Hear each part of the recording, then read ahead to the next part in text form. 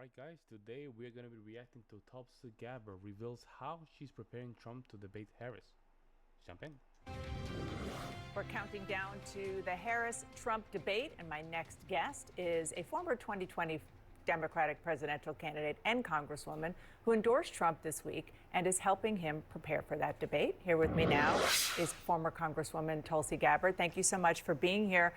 Vice President Harris's campaign manager released a memo this morning saying they expect former President Trump to be a, quote, formidable opponent on the debate stage. Do you think Kamala Harris will be a formidable opponent as well? And how is the former president preparing to debate her? Yeah, I think Kamala Harris has a lot of experience. She is not to be underestimated. President Trump and Vice President Kamala Harris have very different records. This is a unique situation where we have two candidates who have served at the highest offices in the land. President Trump, 4 years as president. Kamala Harris, now almost 4 years as vice president, working alongside President Biden. And so this will be an opportunity for voters to look at and compare and contrast those records. If I can be helpful to President Trump in any way, it really is just in sharing the experience that I had with her on that debate stage in 2020, and frankly, helping to point out some ways that Kamala Harris has already shown that she is trying to move away from her record, move away from her positions, and how that contradicts the positions and statements that she is making now that she is the Democratic nominee. And Dana's looking beat up, I'm not gonna lie. Dana's looking beat up, man. What is going on with her? Look at her. Her left eye. Her left eye. If her left eye, you see her? It's like a little. Like, man. You guys notice that? And it is a remarkable situation in that you are Is she vegan? Democrat who debated. She has something nice. Is she vegan? Her in a Democratic primary, and now you are helping the Republican nominee to debate her. And on that, I remember in 2020, you attacked Harris for being too aggressive as a prosecutor, which is the opposite from what Donald Trump is saying about her as weak on crime. So which is it? Oh. What I pointed out in that debate stage in the 2020 campaign was her hypocrisy. There you go. See? It was how she was saying. I haven't watched the video yet, and I knew that I knew what she's gonna say, because it's too obvious. One thing and doing another. How she was prosecuting people for smoking marijuana and laughing about it when she was asked about it on a radio show. And I think this goes to the heart of many of these different issues that we're seeing now that Kamala Harris is trying to hide from voters, is how she says her position is one thing, but her actions and her record show exactly the opposite. And you can point to that on issues related to the economy, issues related to freedom of speech. She says she stands for freedom of speech, and yet, as we've seen time and time again, her and Joe Biden have taken actions both directly and indirectly to censor free speech.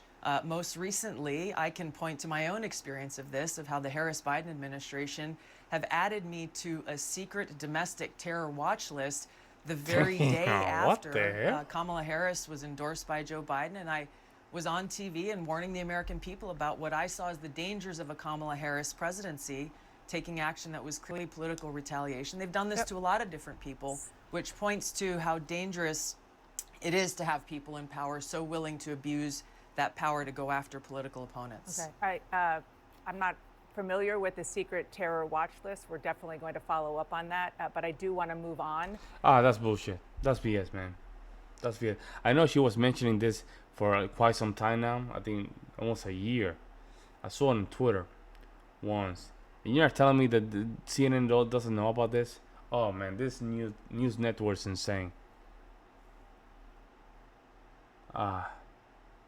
And you notice her face too, Dana's face, more serious than their interview with Kamala. To what is happening with regard to controversy after the former president visited Arlington National Cemetery this week. His campaign took photos and video of him in Section 60, where veterans of the wars in Iraq and Afghanistan are buried. used it in a campaign video. The Army also says that Trump staffers abruptly pushed aside a cemetery official who tried to enforce Arlington's rules prohibiting political activities. I know you were with Trump at least earlier in that day at the tomb of the unknown soldier. Did you witness the altercation at Section 60? I was there from the beginning with the laying of the wreaths, with the family members, the Gold Star family members, and some of the survivors of that terrorist attack in that disastrous withdrawal from Afghanistan. I was with them at Section 60, and what I saw was a very grave and somber remembrance and honoring of those lives that were lost. And I saw President Trump spending time at the invitation of these Gold Star families with them.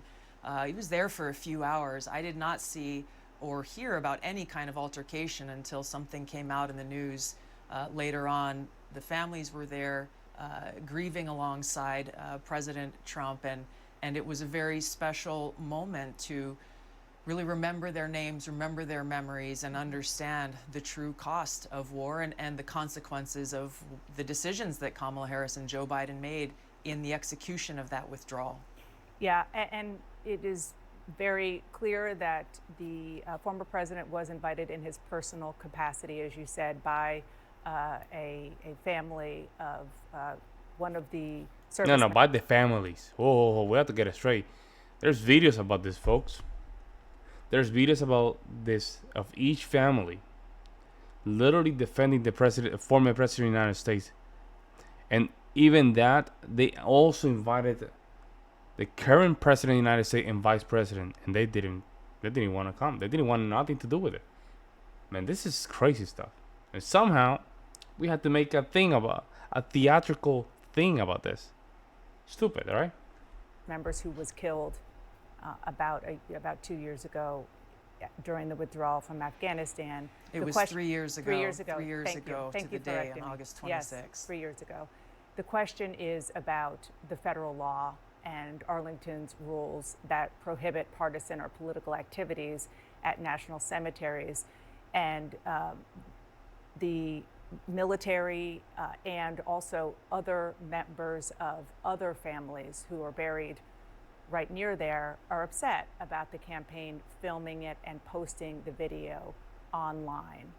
Do you believe that was appropriate? You know, I checked with the campaign on this question, and they have exchanges with the officials at Arlington Cemetery. They were approved to bring a camera there to document this historic and momentous day that should not be forgotten by any American. And to have a former president there and joining these Gold Star families, I know President Trump wanted to share that with others, especially given the fact that President Biden and Harris, I heard, were invited by some of these family members. They not only didn't come, they didn't even respond to that invitation. And now to have Kamala Harris put this statement out yesterday saying that she stands with these families, she stands with the military and with veterans. You only have to look at the response that came from the Gold Star families of these 13 service members, of how offended they were by that statement, given she... And I saw most of them. They were not happy. They were not happy. They were not happy. Isn't that funny? They don't even mention them. The real victims of this. They don't even... Not even mention the picture. Let's just talk about Kamala Harris and Donald Trump. My goodness. She has not made any effort, not on that third anniversary or any other time, to call them directly to offer her condolences and even apologies for their decisions that led to the loss of their loved ones. Do you think that the campaign will release that communication that you're talking about? Because the Army is saying very clearly that they broke the rules. Oh no, Donna, please, I don't want. You're just trying to be fair now. I don't want to hear that shit. You lost so much credibility with Kamala Harris interview. You trying to be fair now because somebody's telling you in your earpiece just ask this question. Man, They put out online pictures, video meant as a part of his campaign. I thought they already had. I was informed that they had come to an agreement. They could bring a camera there. And as far as I know, and the public statements I've seen from the Army, is that the matter is closed. I think the matter is closed about the altercation, alleged altercation, which you didn't see, but I'm not sure it's closed with the idea that they seem to have broken the rules and perhaps even federal law by putting out the campaign video. I want to ask you about. I just like to say one last thing on this, because Please. I think it's important, and I've seen a lot of the headlines and the stories and the concerns that people are raising about this. But to me, as a soldier and as someone who has been deployed to different war zones in the world, and I have friends who are buried there at Section 60, what is more outrageous to me is that there wasn't universal coverage of the momentous day of the 3rd anniversary of the loss of these 13 Gold Star families, and the outrage that they feel that their loved ones are not getting the kind of coverage and memory that their great sacrifice deserves. That is what everyone should be outraged about. Well, yeah, we have covered the horrible, horrible events 3 years ago, and have done so several times. Over and over No, again. she's glitching. So I appreciate you. No, she's glitching, bro. She's glitching. She's trying to make something out of nothing. She's glitching. Look at her. Look at Also talking about their memories, because it is important. her. Before you go, you said in an interview this week that you were interested in serving in a Trump administration, potentially as Secretary of State, maybe Secretary of Defense. Have you discussed that with Donald Trump directly?